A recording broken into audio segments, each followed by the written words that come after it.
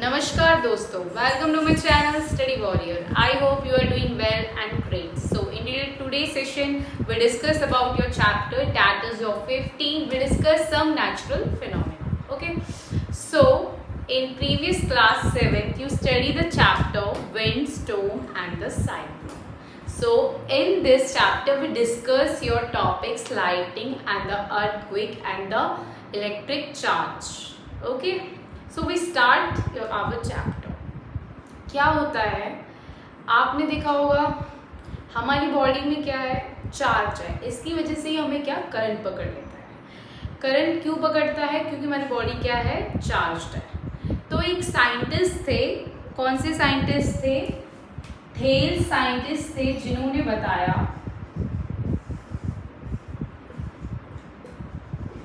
About 2500 years ago की बात है. थेल्स ने क्या ऑब्जर्व किया कि एम्बर उसने किसी भी मटेरियल को नाम दे दिया. एम्बर कोई भी एक मटेरियल उसको नाम दे दिया. उसने बोला अगर हम किसी मटेरियल को रब करते हैं सिल्क क्लॉथ से तो उसमें क्या आ जाता है, अपोजिट चार्जेस आ जाते हैं. ठीक है, वो क्या हो जाती है, इलेक्ट्रिक चार्ज. इलेक्ट्रिक चार्ज मतलब क्या है, उनमें अपोजिट चार्जेस आ जाते हैं, एक्वायर करते हैं. अगर हम जो भी चार्ज बॉडी है उसको किसी भी अनचार्ज बॉडी के पास रखते हैं जैसे, तो उसमें जो भी टाइनी फॉर एग्जांपल मान लेते हैं, जो टाइनी फीदर्स होते हैं वो अट्रैक्ट करने लग जाते हैं. उसने ये बोला कि एम्बर कोई मटेरियल है, उसको रब किया, सिल्क क्लॉथ है, तो आपस में क्या हो गए, चार्ज हो गए. तो हम क्या करेंगे, टाइनी फीदर्स को लाएंगे उनके पास, तो वह क्या करेंगे, अट्रैक्ट करेंगे. थेल्स साइंटिस्ट ने ये बोला. थेल्स ने बोला एम्बर क्या होता है, इलेक्ट्रिक चार्ज हो जाता है जब हम उसको रब करते हैं सिल्क से, और जो ये फोर्स है इलेक्ट्रिक चार्ज की वो अट्रैक्ट करती है टाइनी फीदर्स को. तो ये जो एग्जिस्टेंस होता है आपका चार्ज का, हम एग्जाम्पल से समझते हैं. Suppose daily life of example, जैसे कॉम क्या है आपका, प्लास्टिक कॉम. प्लास्टिक जो कॉम है वो नेगेटिवली चार्ज होता है. जब हम उसको अपने बालों में रब करते हैं तो आपका क्या है, इलेक्ट्रिक चार्ज आ जाता है उसके अंदर. हमारी बॉडी क्या है, चार्ज, और कॉम क्या है, अनचार्ज. तो जब हम उसको अपने हेयर में रब करते हैं तो वो चार्ज हो जाती है. तो अगर हम उसके पास पीस ऑफ पेपर्स लाते हैं तो वो उससे अट्रैक्ट करने लग जाते हैं. पीस ऑफ पेपर अट्रैक्ट करने लग जाते हैं क्योंकि जो कॉम है वो नेगेटिवली चार्ज है, और जो भी पीस ऑफ पेपर का एंड होगा पॉजिटिवली चार्ज होगा, वो आपस में अट्रैक्ट करने लग जाते हैं. तो ये अट्रैक्शन जो होता है वो फ्रिक्शन के कारण होता है. चार्जिंग जो है ऑब्जेक्ट्स के किसके कारण होती है, फ्रिक्शन के कारण. एक एग्जांपल होगा, एक एग्जांपल हम बात करते हैं, कोई बैलून है, मैंने बैलून को क्या, उसको रब किया मैंने वूलन क्लॉथ से, और मैंने उसको अगर मैं वॉल पे स्टिक हो जाएगा वो, जब मैं उसको चार्ज हो जाएगा वो, और मैं उसको वॉल पे चिपकाऊंगी तो वो चिपक जाएगा क्योंकि वो क्या हो गया, चार्ज हो गया. तो ये है आपका इलेक्ट्रिक चार्ज. इलेक्ट्रिक चार्ज एक ऐसी प्रॉपर्टी है जहाँ पे आपका कोई सब्सटेंस क्या हो जाता है, चार्ज हो जाता है. ठीक है, रबिंग करते हैं मटेरियल पे, कोई भी अनचार्ज मटेरियल है और जो भी चार्ज मटेरियल उससे रबिंग करी जाती है तो वो भी आपका क्या, चार्ज हो जाता है. ओके, तो ये किसकी वजह से होता है, फ्रिक्शन की वजह से होता है. किसकी वजह से होता है, फ्रिक्शन की वजह से होता है. अनचार्ज और चार्ज ऑब्जेक्ट्स कौन से हैं आपकी? अनचार्ज ऑब्जेक्ट्स वो होते हैं जिसमें क्या होता है, इलेक्ट्रिक चार्ज होता है. And charge objects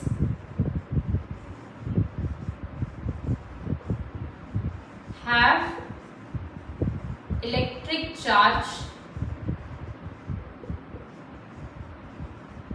on its body is called charged body. Uncharged object having no electric charge on its body, that are called uncharged object. I hope you understand. Charging of object जो होती है वो किसकी वजह से होती है, friction की वजह से होती है. किसी भी ऑब्जेक्ट को रब करते हैं हम अनदर ऑब्जेक्ट, जैसे सिल्क क्लॉथ, पेपर, पॉलिथीन, तो वो जो ऑब्जेक्ट है वहाँ पे फ्रिक्शन होता है उनके बीच में. इसकी वजह से फ्रिक्शन क्या कर देता है, चार्ज कर देता है ऑब्जेक्ट। तो charging a object is rubbing with another object, charging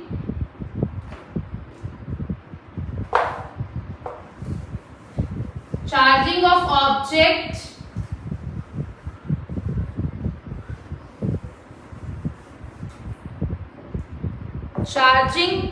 of an object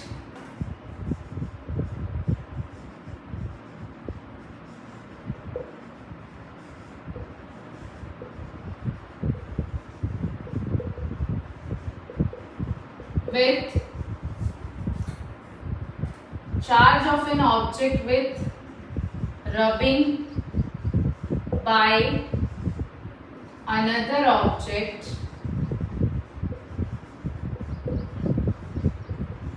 called charging by friction। Friction की वजह से चार्जिंग होता है ऑब्जेक्ट का, उसी को बोलते हैं charging by friction. Okay, I hope you understand. अगर हम बात करें आपके इंसुलेटर मटेरियल जैसे ग्लास रॉड का, बॉल पेन, ये सारे कौन से मटेरियल हैं? आपके एक्रिलिक मटेरियल्स कहलाते हैं। ये भी चार्ज हो जाते हैं जब इनको हम हैंड में लेते हैं, तो आपके क्या है, हैंड में लेते हैं तो ये चार्ज हो जाते हैं। जैसे हम एग्जांपल ले लेते हैं, कोई आपका स्टील स्पून है, वो चार्ज हो जाती है जब हम उसको हाथ से क्या है, रब करते हैं आपका किसी और ऑब्जेक्ट पे। जैसे जो ऑब्जेक्ट है एल्युमिनियम या आयरन का हो तो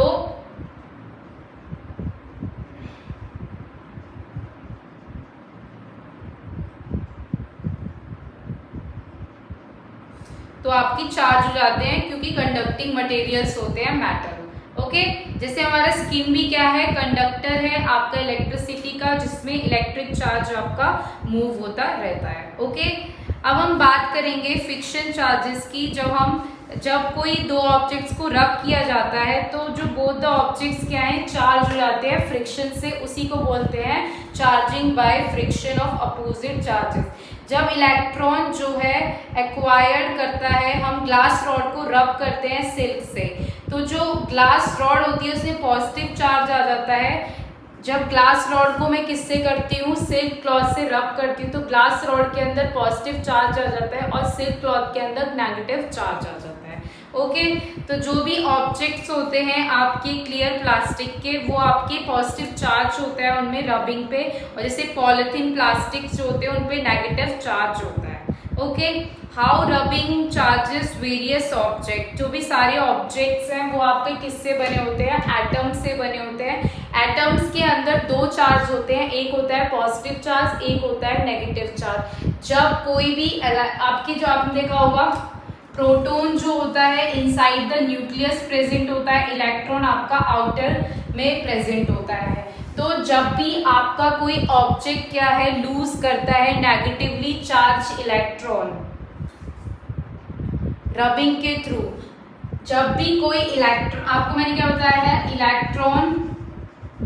इलेक्ट्रॉन और प्रोटॉन होते हैं। प्रोटॉन तो आपका न्यूक्लियस के अंदर प्रेजेंट होता है, इलेक्ट्रॉन आपका आउटर मोस्ट शेल में प्रेजेंट होता है, जिसमें नेगेटिवली चार्ज होता है, जो ठीक है, नेगेटिवली चार्ज होता है। तो अनचार्ज ऑब्जेक्ट्स में नंबर ऑफ पॉजिटिव और नेगेटिव क्या होते हैं, एटम के इक्वल होते हैं, बैलेंस होते हैं। पर जब भी कोई ऑब्जेक्ट जो है लूज करता है आपका नेगेटिवली चार्ज, लूज करेगा कोई इलेक्ट्रॉन, कोई भी ऑब्जेक्ट नेगेटिवली चार्ज, तो वो एक्वायर करेगा आपका पॉजिटिव इलेक्ट्रिक चार्ज। ओके, तो उस केस में क्या होगा, नंबर ऑफ पॉजिटिव प्रोटॉन ज्यादा हो जाएंगे नंबर ऑफ नेगेटिव इलेक्ट्रॉन से। ओके, मैंने क्या बताया, जब आपका कोई भी ऑब्जेक्ट लूज करता है नेगेटिव चार्ज, तो आपका एक्वायर करता है पॉजिटिव चार्ज। अगर कोई ऑब्जेक्ट गेन करता है आपका नेगेटिव चार्ज, तो वो एक्वायर करता है आपका नेगेटिव चार्ज। ओके, और उस केस में क्या होता है, जब आपका लूज कर रहा है इलेक्ट्रॉन, तो उस केस में नंबर ऑफ आपके इलेक्ट्रॉन आपके लेस होते हैं, प्रोटॉन ज्यादा होते हैं। नंबर ऑफ प्रोटॉन्स क्या होते हैं, ज्यादा होते हैं जब लूज करता है proton more than number of electron, और जब आपका गेन करता है तो आपके क्या होते हैं, नंबर ऑफ इलेक्ट्रॉन ज्यादा होते हैं, प्रोटॉन आपके लेस होते हैं। ठीक है, आई होप यू अंडरस्टैंड। जब ऑब्जेक्ट लूज करता है नेगेटिव चार्ज, एक्वायर करता है positive charge, number of proton more than the number of electron. जब आपका इलेक्ट्रॉन जो है ऑब्जेक्ट को गेन करता है नेगेटिवली चार्ज, उसमें नेगेटिव चार्ज ही आता है, पर नंबर ऑफ इलेक्ट्रॉन जो नेगेटिव चार्ज के वो ज्यादा होते हैं नंबर ऑफ प्रोटॉन से। Okay, that is your concept about your charge of object जब हम उनको रबिंग करते हैं। ओके, अब हम समझते हैं आपका नेक्स्ट, आपको मैंने बता दिया दो टाइप के चार्ज हैं, पॉजिटिवली चार्ज एंड आपके नेगेटिव चार्ज। सेम चार्जेस क्या है, रिपेल करते हैं, अपोजिट चार्जेस अट्रैक्ट करते हैं। ओके, अब हम आगे चलते हैं, दैट इज योर जो आपके चार्जेस हैं वो अट्रैक्ट करते हैं अनचार्ज ऑब्जेक्ट को, क्या प्रोड्यूस करते हैं, अपोजिट चार्ज प्रोड्यूस करते हैं उनके near end of अनचार्ज object by electric induction से। ठीक है, जैसे मान लेते हैं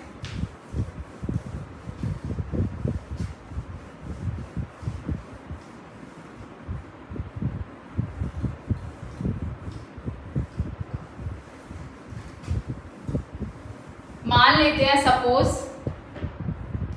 ये आपका पीस ऑफ पेपर है। ठीक है, पीस ऑफ पेपर है, इसमें इसके टॉप पे पॉजिटिव चार्ज इंड्यूस चार्जेस हैं,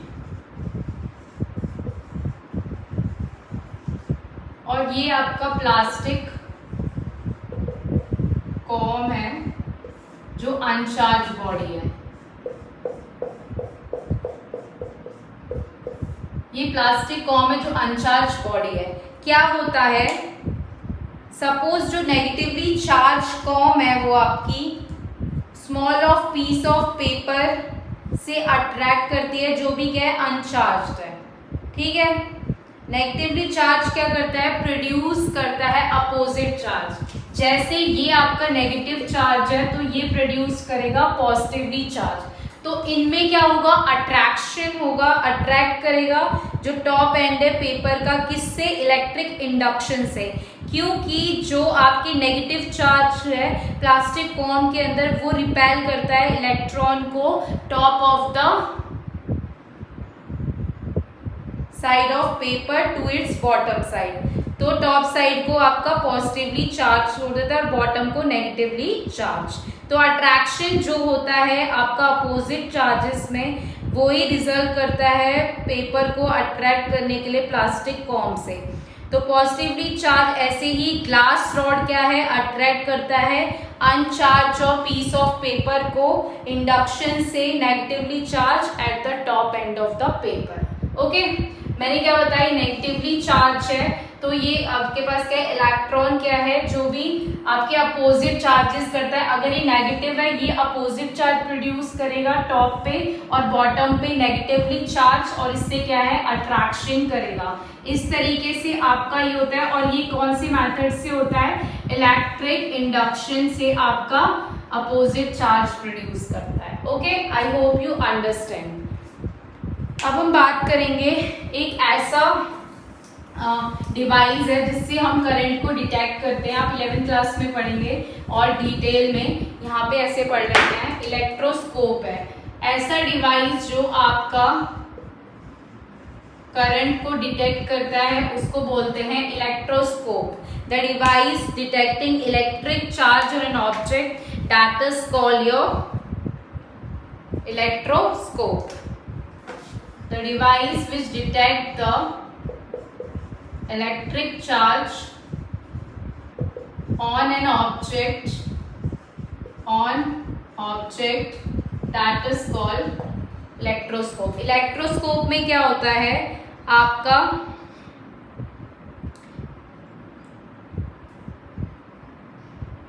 एक ग्लास बॉटल होती है, इस तरीके से सेटअप होता है आपका,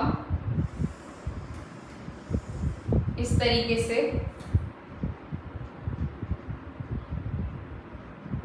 कार्डबोर्ड कवर होता है, ओपन अप मेटल होता है इस तरीके से, ओपन अप मेटल होता है, ओपन अप मेटल होता है। इसके नीचे स्ट्रिप होती है, ये स्ट्रिप एल्युमिनियम फॉयल लीव्स होते हैं।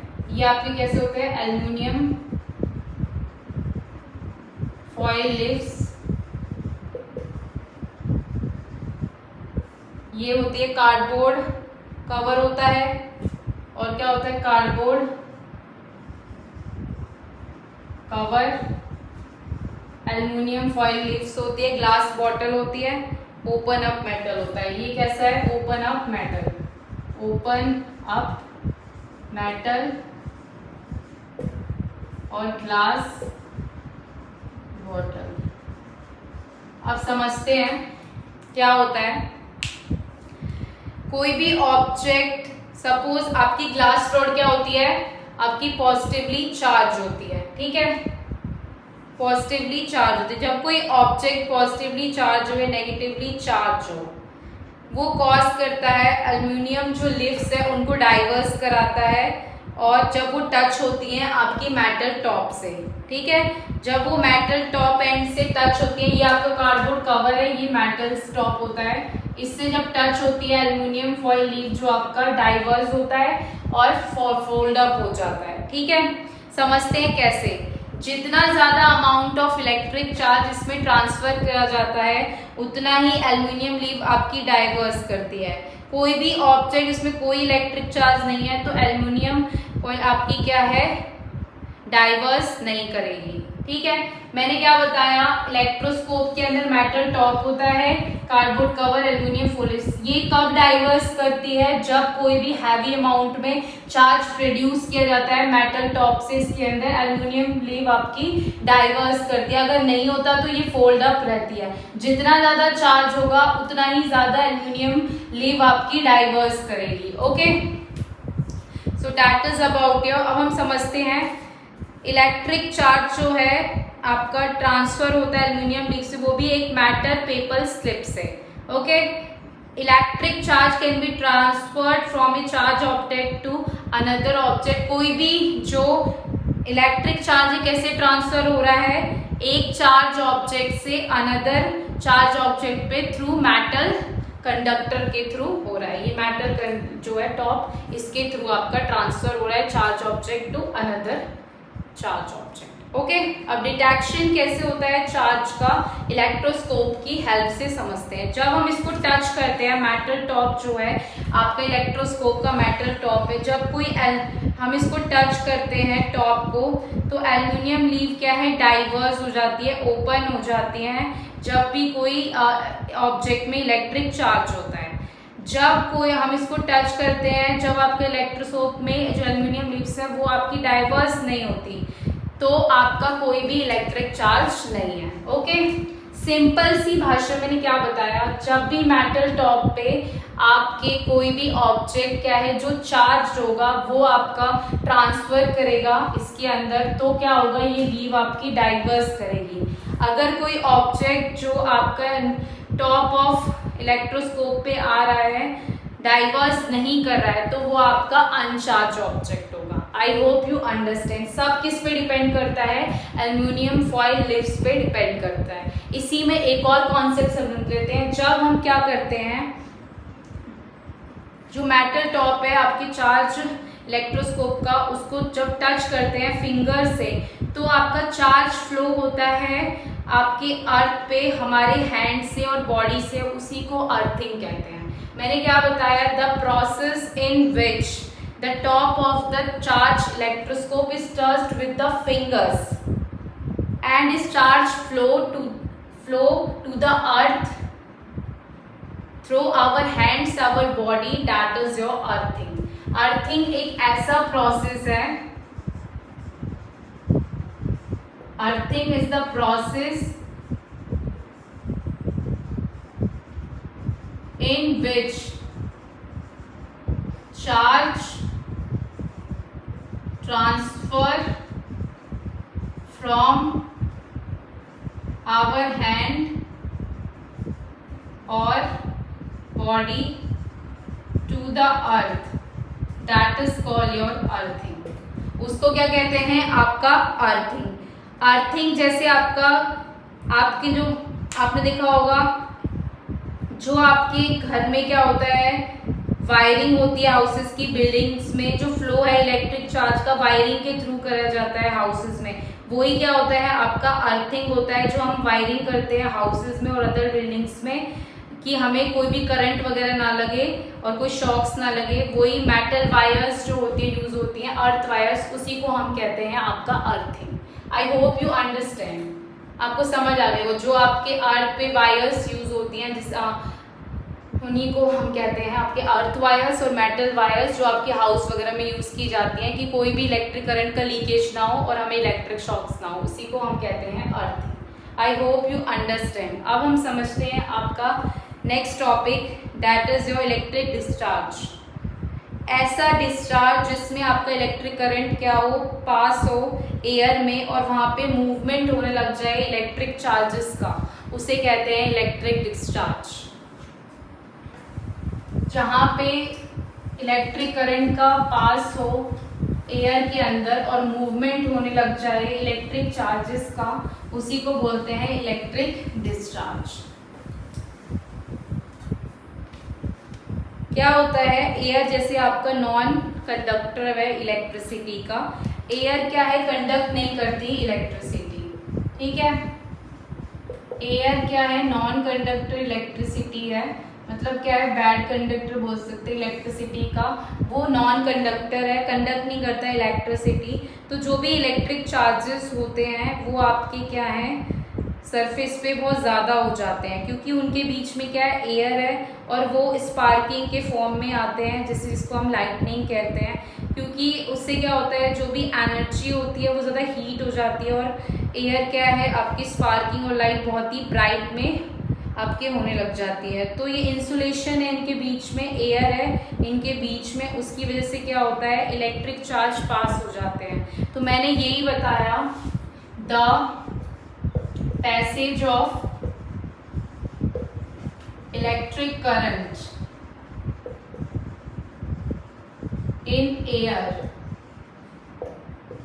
Due to movement of electric charge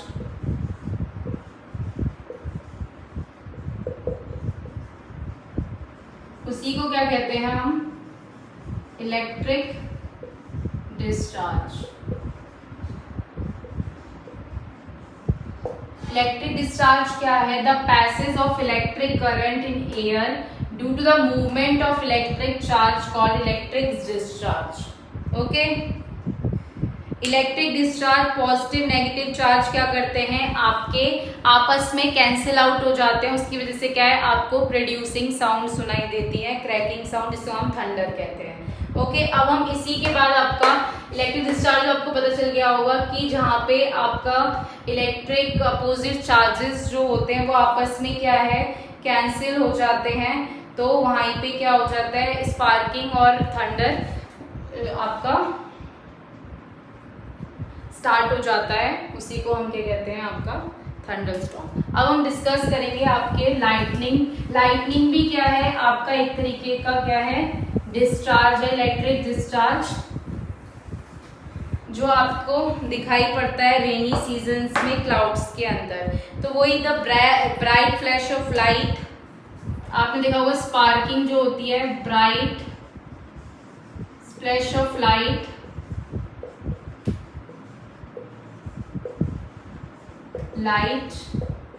in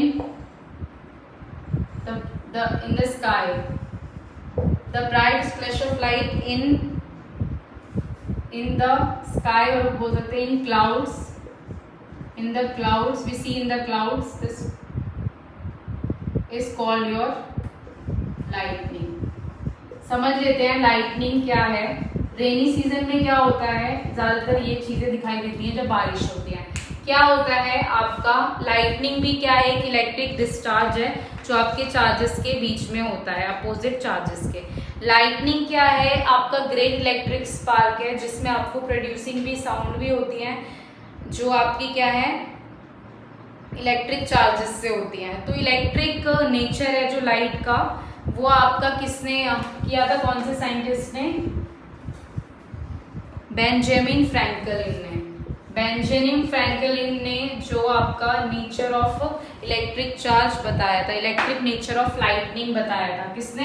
electric nature of lightning किसने बताया था? बेंजामिन फ्रैंकलिन ने बताया था। ठीक है, इसमें क्या होता है, आपका जो आपका क्लाउड होता है उसका कोई एक मास होता है, कंडेंस मास होता है। ठीक है, तो उसमें आपकी क्लाउड फ्लोट करते रहते हैं एटमॉस्फेयर के अंदर, वो भी अबव द ग्राउंड में। ठीक है, तो आपने देखा जब बारिश होती है तो कुछ रेन्स तो क्या होती है, हैवी होती है, कुछ आपकी क्या होती है, लाइट होती है। तो जो हैवी होती हैं आपकी, वो आपके कहाँ चली जाती है, बॉटम में चली जाती है, और जो आपकी लाइट होती है वो आपकी ऊपर रह जाती हैं।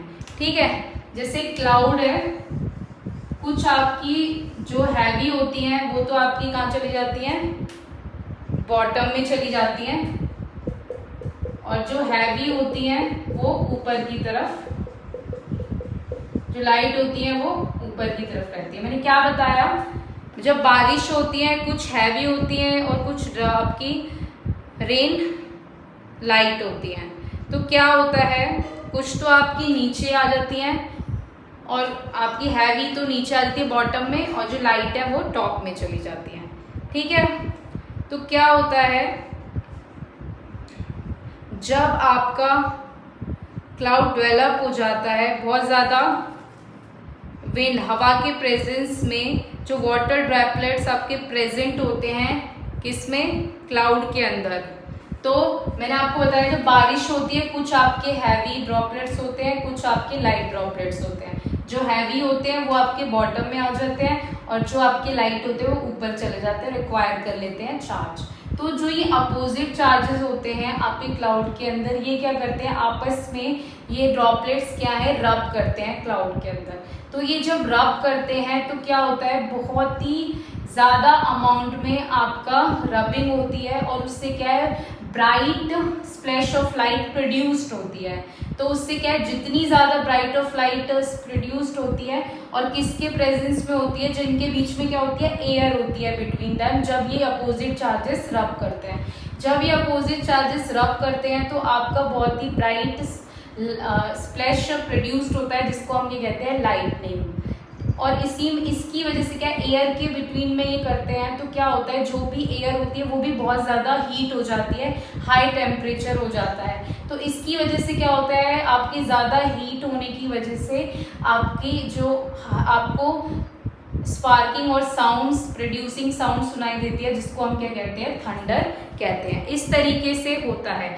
तो मैंने आपको क्या होता है, रबिंग होता है वाटर ड्रॉपलेट से, वो इलेक्ट्रिक डिस्चार्ज होता है। जो स्मॉलर होते हैं वो आपके पॉजिटिव चार्ज करते हैं, और जो आपके नेगेटिव चार्ज कौन से करते हैं, जो हैवी ड्रॉपलेट्स होते हैं ये आपस में रबिंग करते हैं। तो इसकी वजह से क्या है, आपकी स्पार्किंग होती है। ओके, तो मैंने आपको बताया कि जो हैवी होते हैं वो तो आपके बॉटम में आ जाते हैं, उनमें कौन सा चार्ज होता है, नेगेटिवली चार्ज, और जो आपके लाइट होते हैं वो ऊपर चले जाते हैं, पॉजिटिवली चार्ज बन जाते हैं। इस तरीके से, और जितना अपोजिट चार्जेस क्या है बहुत ज़्यादा हो जाता है जब ये रब करते हैं, तो एयर होती है इनके बीच में, तो मैंने बताया ये आपस में जब मीट कर जाते हैं तो आपको स्पार्किंग होती है, रब करते हैं। तो इसकी वजह से जो आपस की एयर होती है वो भी हाई टेम्परेचर हो जाती है। इसकी वजह से क्या है, आपकी स्काई एयर जो है एक्सपेंड हो जाती है और प्रोड्यूस करती है लाउड साउंड। इसी को कहते हैं हम आपका थंडर। ठीक है, अब हम बात करते हैं जो आपकी लाइटनिंग क्लाउड के अंदर ही होती है। जो आपकी लाइटनिंग सिर्फ क्लाउड के अंदर होती है उसे बोलते हैं आपकी शीट लाइटनिंग। क्या बोलते हैं, शीट लाइटनिंग। और जो आपकी क्लाउड जो सिर्फ क्लाउड के अंदर है वो तो शीट लाइटनिंग। जो आपकी अर्थ एंड क्लाउड के अंदर है, अर्थ और क्लाउड में होती है, बिटवीन जो लाइटनिंग अर्थ और क्लाउड के बिटवीन होती है उसे बोलते हैं अर्थ। जैसे आपके जो टॉल बिल्डिंग्स बोल सकते हैं उसको बोलते हैं फॉर्क लाइटनिंग। क्या बोलते हैं, आपकी fork lightning. The lightning which occur between cloud and earth, that is called fork lightning. I hope you understand. जो आपके चार्जेस होते हैं वो आपस में जब मीट कर जाते हैं, जब आपको लाइटनिंग प्रोड्यूस्ड होती है। आपको समझ आ गया होगा। तो ज़्यादातर जो लाइटनिंग होती है वो आपकी हिली एरियाज में होती है, क्योंकि वहाँ पे क्या होता है कि जो आपके हिली एरियाज में जो क्लाउड्स है वो बहुत ज़्यादा क्लोज होते हैं, इसलिए ज़्यादातर लाइटनिंग वहाँ आपको दिखती है। ऐसे ही हम बात करते हैं जो हमारे जो सिंथेटिक और वुलन क्लॉथ्स होते हैं, तो उसमें क्रैकिंग साउंड आती है, क्योंकि जब हमने देखा होगा जो वुलन स्वेटर्स होते हैं उनको रब करते हैं शर्ट में, तो उसमें इलेक्ट्रिक चार्ज प्रोड्यूस हो जाता है, तो अपोजिट चार्ज जो प्रोड्यूस होते हैं उसकी वजह से ही आपका ESD इलेक्ट्रिक डिस्चार्ज हो जाता है, तो हमें साउंड क्रैकिंग सुनाई देती है। तो आई होप आपको समझ आ गया लाइटनिंग का कॉन्सेप्ट। अब हम बात करते हैं आपका डेंजर बहुत है लाइटनिंग। इससे क्या है आपकी जो भी होम्स लाइफ सब डिस्ट्रॉय हो रही है बिकॉज ऑफ योर लाइटनिंग, ठीक है। तो अब एक डिवाइस होता है जिसको हम बोलते हैं लाइटनिंग कंडक्टर और लाइटनिंग अरेस्टर, ओके, जिससे क्या है हम अपने घर और टॉल बिल्डिंग्स जो है उनको प्रोटेक्ट करते हैं। ये क्या है, एक मेटल रॉड होती है इसके अंदर, जो आप अपने टॉप से लेकर बॉटम तक लगाते हो घर के। तो आप में जब भी आपकी कोई बिजली कड़कती है, जैसे आपका ये घर है, यहाँ पे इस तरीके से यहाँ से नीचे तक लगाई जाती है, तो ये ऐसा एक डिवाइस होता है लाइटनिंग कंडक्टर। जब आपकी स्ट्राइक करती है लाइटनिंग यहाँ पे, तो क्या होता है ये मेटल सारा अपने ऊपर ले लेता है और नीचे ग्राउंड तक बरीड कर देता है जो भी लाइटनिंग और इलेक्ट्रिक आपके चार्जेस होते हैं उनको, ठीक है। I hope you understand the lightning conductor एक ऐसा डिवाइस है जो प्रोटेक्ट करता है टॉल बिल्डिंग्स को। और ये थिक, तो इसके अंदर एक मेटल की स्ट्रिप होती है जो जिसका शार्प स्पाइक होता है, तो आपका जो भी करंट आता है स्पार्किंग, वो इसको नीचे तक ग्राउंड में बरीड कर देती है। I hope you understand. So that is about lightning conductor. अब हम बात करेंगे आपका next topic, that is measures to how we save from a lightning. जब भी आप किसी ओपन प्लेस में, तो ओपन प्लेस में नहीं, जल्दी से आपको घर आना है और close the doors and Windows of your house, फिर वहाँ पे रहना है। अगर आप किसी भी अगर ओपन प्लेस में, तो आपको खड़े नहीं रहना है, आपको स्क्वेट करके और अपना हेड नीचे कर लेना है। और अगर आप क्या है, कोई भी आपके पास मेटल का, आपने को हम छाता लेके चल रहे हैं, तो आपको छाता अपना क्लोज कर लेना है, क्योंकि छाता का जो टॉप होता है उसका मेटल का बना होता है, तो उस पर आपकी लाइटनिंग स्ट्राइक कर सकती है और ये आपको डेथ भी कॉज कर सकता है। तो this are the measures how to protect from the lightning. अब हम बात करते हैं आपकी अर्थक्वेक की। अर्थक्वेक क्या है, एक सडन शेकिंग है किसकी, अर्थ की, जो आपके शॉर्ट टाइम के लिए आती है। Earthquake is a sudden shaking of the earth which last for a very short time. क्या होता है अर्थक्वेक, कैसे आता है, अब डिस्कस करते हैं। अर्थक्वेक क्या है, एक सडन शेकिंग है जो बहुत ही शॉर्ट टाइम के लिए आता है। इससे क्या है, अर्थक्वेक आता है तो आपके फ्लड, सुनामी और लैंडस्लाइड भी कॉज होती है। ये आपके डैमेज कर देता है हाउस को और ये सारी चीज़ों को, और बहुत ही कम, लेस फ्रीक्वेंट होता है। Sudden shaking of the earth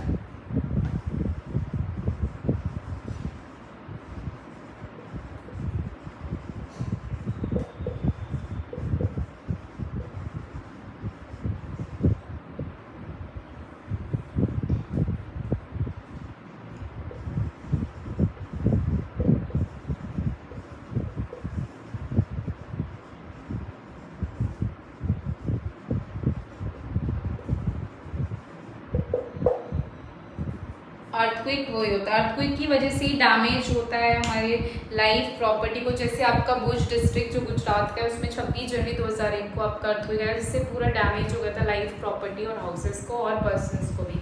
अब हम बात करते हैं अर्थक्वेक आता कैसे है। अर्थक्वेक में होता क्या है, उसका स्ट्रक्चर समझते हैं पहले अर्थ का। अर्थ में क्या होता है, आपकी इनर मोस्ट लेयर होती है जिसको हम कोर कहते हैं, ठीक है। उसके अंदर क्या होता है, आपके कोर के अंदर आपका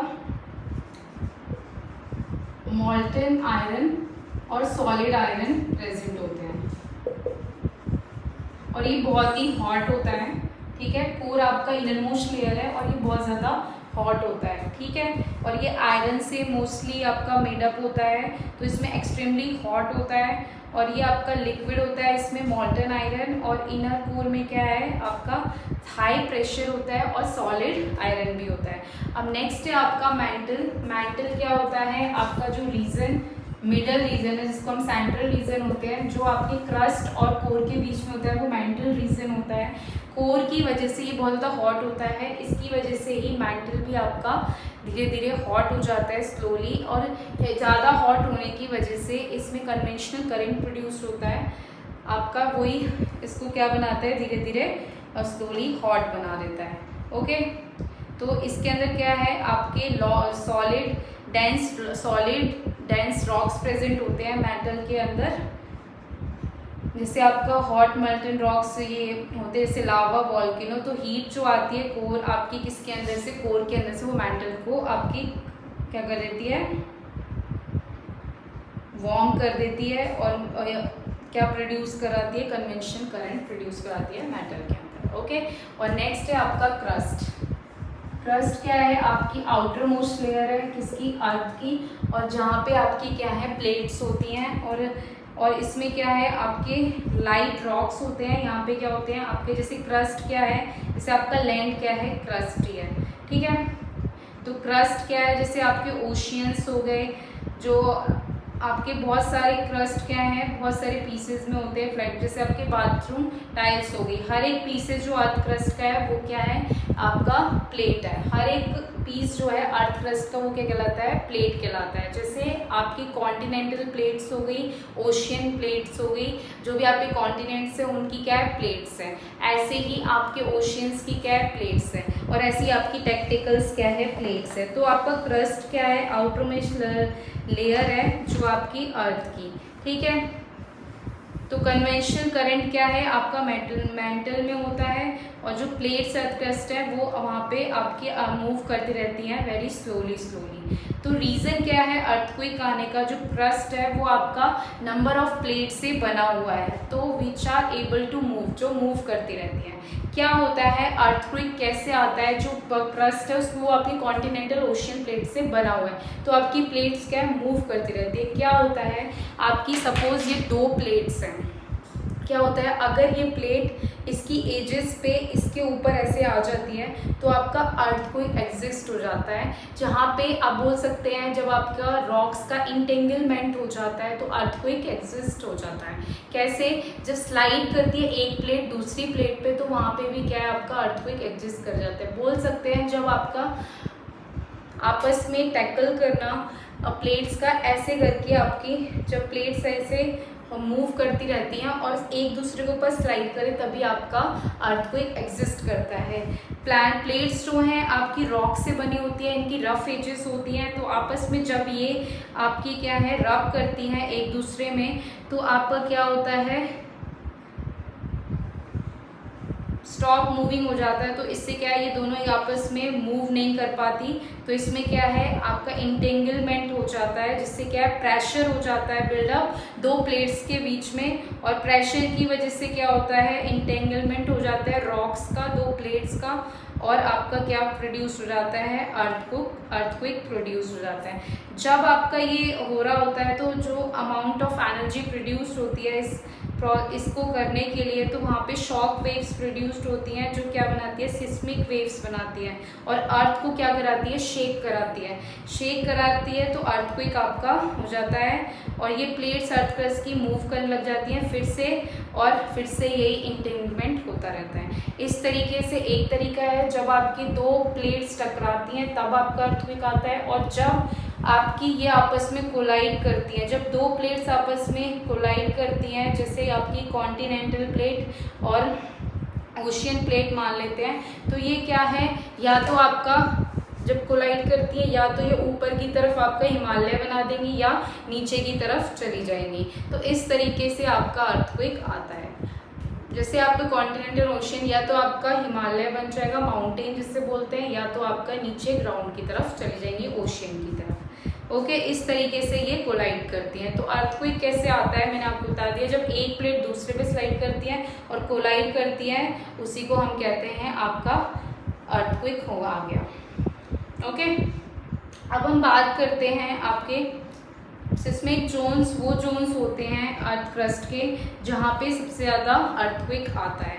ऐसे जोन जहाँ पे वीक जोन है आपके अर्थ क्रस्ट के और जहाँ पे सबसे ज़्यादा अर्थक्वेक आता है वो होते हैं weak zone of earthquake which are prone to earthquakes that are called seismic zone और फॉल्ट जोन। जैसे आपका Kashmir, central Himalaya, north east, Kutch, Rann of Kutch, Rajasthan, ये सारे क्या है सिस्मिक जोन है। अब बात करते हैं सिस्मोग्राफ की। सिस्मोग्राफ एक ऐसा इंस्ट्रूमेंट है जो मेजर करता है और रिकॉर्ड करता है मैग्नीट्यूड ऑफ आयरन, वो भी वेव्स जो आपकी शॉक वेव्स होती हैं उनके उसमें।